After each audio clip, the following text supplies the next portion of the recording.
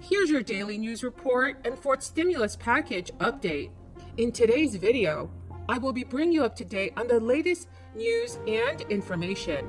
Democratic lawmakers in Congress are extremely worried that they may not be able to pass a new spending bill. Please make sure to watch until the end of this video. A number of key Democrats say that their party should take matters into their own hands and raise a national debt limit by itself once Republicans block their plans as expected in the Senate, underscoring the lack of options facing the White House and Democratic leaders in the face of stiff GOP resistance. But going at it alone would force Democrats to employ a time-consuming budget maneuver that would bog down both chambers, especially the Senate, and subject their members to a parade of politically charged votes, with the national debt approaching nearly $30 trillion. And the chairman of the House Budget Committee insisted that the procedural obstacles and time constraints would prevent the party from using the budget process to raise a debt ceiling in time to avoid a government default, which is a bid aimed at pressuring top Republicans to agree to spend the nation's borrowing limit in a bipartisan vote. Yet, rank-and-file Democrats are growing increasingly worried about the mid-October deadline, nervous about the impact on consumers of a first-ever default on the national debt, as well as the political backlash that members of both parties would almost certainly endure. They say that party leaders should indeed take steps to raise the debt ceiling through the budget process, regardless of the obstacles they encounter along the way. So everyone, what are your thoughts about America's debt ceiling? Please leave them in the comment section below. The powerful chairman of the House Ways and Means Committee, Richard Neal, told CNN he'd support taking steps to raise the debt ceiling with just Democratic votes through the budget process. Asked once again if he would favor Democrats raising the debt ceiling themselves if the GOP posture doesn't change, Richard Neal said, "I'd favor paying our debts, yes." Yet Republicans are not blinking, and only a handful have left open the possibility that they may even support the stopgap measure, namely because the package includes billions of dollars in aid for communities hit hard by natural disasters, like Louisiana. Thank you, Senator Reverend Warnock, as always, for your moving words of wisdom. Thank you even more, Senator Reverend Warnock, for your extraordinary leadership to secure Medicaid expansion for the people of Georgia and for Americans across this country in states that still refuse to expand Medicaid. We have the chance now to make a huge difference, to save lives, to spare our fellow citizens from needless suffering and death by ensuring that this economic legislation include Medicaid expansion.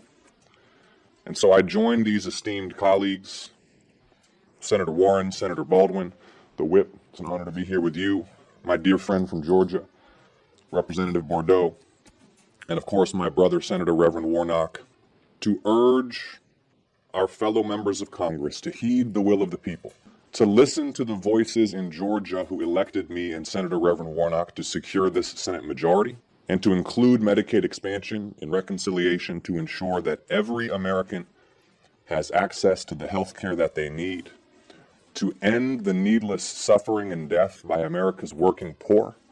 Pointing to roughly trillions more in taxes and spending that Democrats want to pass along straight party lines through the budget process, Senator John Thune had stated, if they're going to do all that with 51 votes, they will be raising the debt ceiling with 51 votes. Senate Majority Leader Chuck Schumer of New York and House Speaker Nancy Pelosi of California and many other Democrats have been extremely furious at the GOP position, saying their party helped Republicans suspend the debt ceiling 3 times under the former president's administration. And Democrats are quick to note that raising the debt ceiling allows the U.S. to pay bills that have already been racked up. Everyone, like this video, and also please comment below this keyword.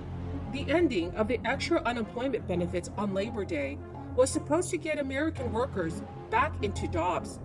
As of the last report, there are more than 10 million vacant jobs throughout the United States, despite 8.4 million unemployed people who can work.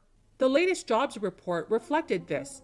Despite a forecast of 750,000 new jobs in August, the U.S. economy could barely muster just over a third of that, 235,000. It is the lowest total since January. In 26 U.S. states, the extra benefits had already ended, but they had a slower job growth compared to the states that kept them. It still remains to be seen how they will affect the September jobs report when it is released in early October.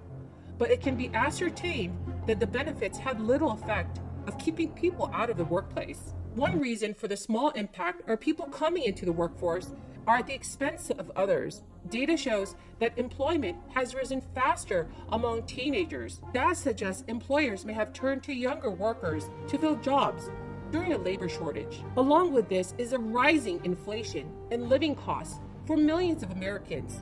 This means that wages are getting smaller in real terms month to month. Workers have seen the importance that their labor has had during the crisis. While the ending of the unemployment benefits will have an effect long term, there are many more factors people are considering before they return to work.